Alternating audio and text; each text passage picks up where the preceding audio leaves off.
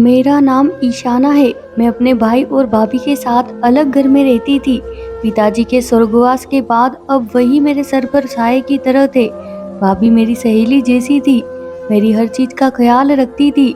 लेकिन भाभी की कोई संतान नहीं थी। भाभी को बच्चे बहुत पसंद थे। वह दूसरों के बच्चे को हसरत भरी निगाहों से देखती थी। मैं भी अपने घर में रौनक देखना चाहती थी। बच्चों की चहल पहल, बच्चों की आवाजें, उनके साथ खेलना। लेकिन सब बहुत मायूस थे। किसी ने हमें किसी माता के मंदिर में जाने का मशवरा दिया, तो किसी ने किसी वैद्य के। मैं भाभी के साथ मंदिर में जाती थी क्योंकि वह अकेली होती थी।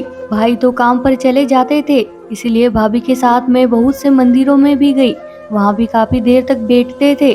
भाभी ने प्रार्थनाएं की और कहा कि अगर मेरे यहाँ औलाद हुई तो मैं अपने पति की हैसियत के मुताबिक फलाना फलाना चीज गरीबों में दान करूंगी। लेकिन उससे भी कोई नतीजा नहीं हासिल हुआ। काफी महीने इसी तरह जाते रहे। फिर उससे भी मायूस हो गए तो भाभी की बुआ की लड़की ने किसी वैद्य के पास जाने का मशवरा दिया।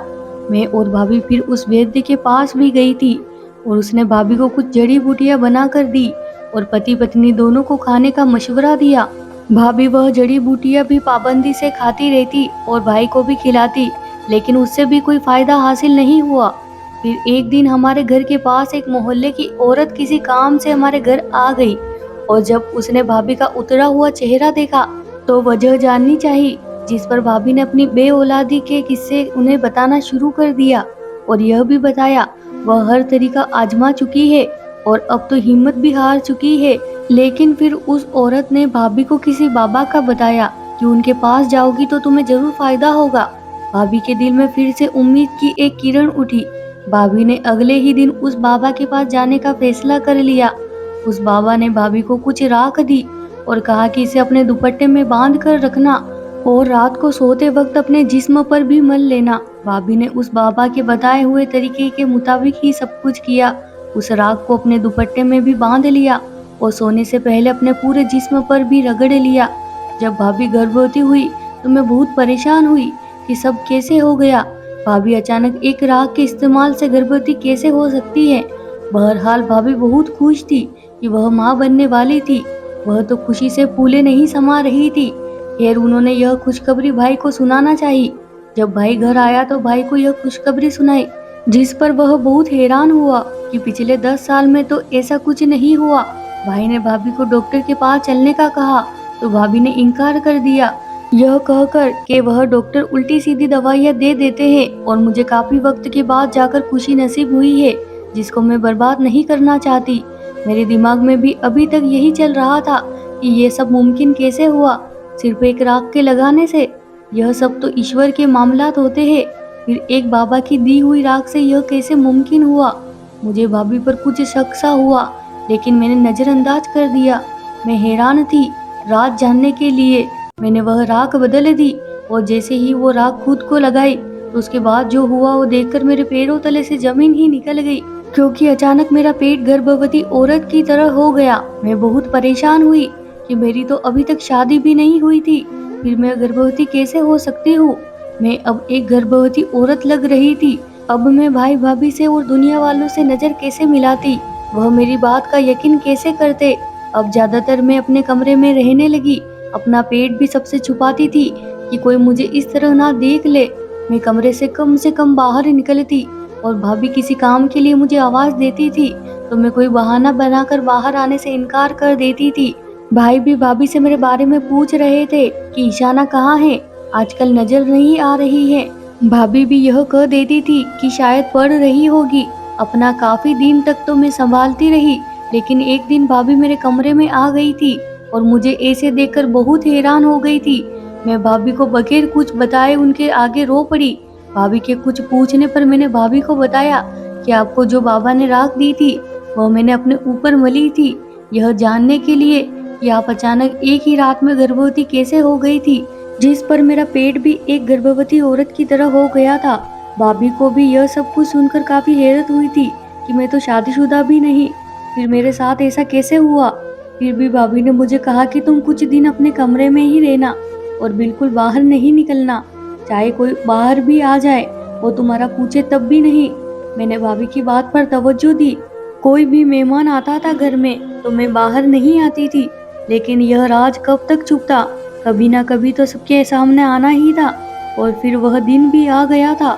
एक दिन हमारे घर मोहल्ले की एक औरत आ गई थी। भाभी ने उन्हें बिठाया, चाय वगैरह बना कर दी। अब वह भाभी से बातें कर रही थी कि अचानक उन्हें मेरा ख्याल आ गया और वह मेरे बारे में पूछने लग गई थी। भाभी ने बहुत छुपाने की कोशिश की, लेकिन वह समझ गई थी कि यह लोग कुछ छुपा रहे हैं। उस औरत को भाभी पर शक सा हो रहा था। फिर तो वह हुआ कि जिसका मैं तवस्सुर भी नहीं कर सकती थी। भाभी कुछ काम से किचन में गई थी कि वह औरत मेरे कमरे तक आ गई। मैं हक्का बक्का रह गई थी कि अब क्या होगा। अब तो यह मेरी इज्जत सिर्फ भगवान जी के हाथ में है। फिर यूं हुआ कि अचानक उस औरत के घर से उसका बेटा चिल्लाता हुआ हमारे घर में दाखिल हुआ कि मम्मी स्नेहा सीढ़ियों से गिर गई है। फिर वह औरत भागती हुई अपने घर की तरफ दौड़ी। तब जाकर हमारी सांस में सांस आई। अब भाभी ने कहा कि तुम्हारे इस पेट का जल्द से जल्द कोई हल निकालना होगा, वरना हम किसी को मुंह दिखाने के लायक नहीं रहेंगे। उस वक्त तो ईश्वर ने हमारी इज्जत बचा ली थी, लेकिन आगे क्या होना था हमारे साथ यह हमें भी नहीं पता था। भाभी ने भाई को बताने का फैसला किया तो मैं बहुत डर गई थी कि भाई कहीं मुझे जान से ही ना मार दे। भाभी ने तसल्ली दी कि मैं तुम्हारे साथ हूं ना, तो डर क्यों रही हो। लेकिन यह कोई छोटी बात नहीं थी, एक कुंवारी लड़की का गर्भवती होना। भाभी ने कहा कि भाई को तो बताना ही पड़ेगा, वरना हम इसका हल कैसे निकालते। खैर हमने जी टाइट करके भाई को बता ही दिया, जिस पर भाई मुझ पर बहुत गुस्सा हुए कि उसने हमारी इज्जत मिट्टी में मिला दी। मैं बहुत शर्मिंदा थी कि मैंने ऐसा कुछ किया ही नहीं, तो यह सब कैसे मुमकिन हुआ। भाभी ने भाई को समझाने की बहुत कोशिश की थी, जिस पर भाई ने नाराजगी का इजहार किया था। अब भाभी ने भाई से कहा कि डॉक्टर के पास चलते हैं, वह इसका कोई ना कोई हल जरूर निकाल देगी। लेकिन भाई ने इस बात का कोई जवाब ना दिया, वह अपने कमरे में चले गए थे। अब मैं भी अपने कमरे में चली गई थी और बहुत रोई थी कि यह सब मेरे साथ क्या हो रहा था। मैं भाई की नजरों में गिर गई थी। जिस भाई ने मुझे माँ और बाप दोनों बन के पाला था, मैं उसे नजरें मिलाने के काबिल नहीं रही थी। भाई मुझे बाहर देखते तो भाभी पर बहुत गुस्सा करते थे कि इसको कहा करो कि अपने कमरे से ना निकला करे, मैं इसकी शक्ल भी देखना नहीं चाहता। भाभी ने रात के वक्त भाई से बात की और समझाया कि लड़की जात है, हमें उसका हल तो निकालना ही होगा, वरना इसे कौन शादी करेगा और इसके बच्चे को कौन संभालेगा। खैर भाई डॉक्टर के पास जाने के लिए राजी हो गए, लेकिन भाई ने सख्ती से मना किया था कि दिन की रोशनी में तो हरगिज इसको घर से लेकर बाहर नहीं निकलना। फिर मौके को देखकर भाभी मुझे लेकर डॉक्टर के पास आ गई थी। मैं बहुत घबरा गई थी कि अब क्या होगा मेरे साथ। डॉक्टर के पास काफी भीड़ थी, हम वहाँ 2 घंटे से बैठे थे, लेकिन जब हमारी बारी आने ही वाली थी कि डॉक्टर के चेकअप का टाइम खत्म हो गया और यह मामला अब फिर से कल पर चला गया था। फिर हम वहाँ से घर आ गए थे। घर आए तो भाई ने भाभी से पूछा कि क्या हुआ, डॉक्टर ने क्या बताया, जिस पर भाभी ने बताया कि डॉक्टर के चेकअप का टाइम खत्म हो गया था, इसलिए हम घर वापस आ गए और अब कल फिर जाएंगे।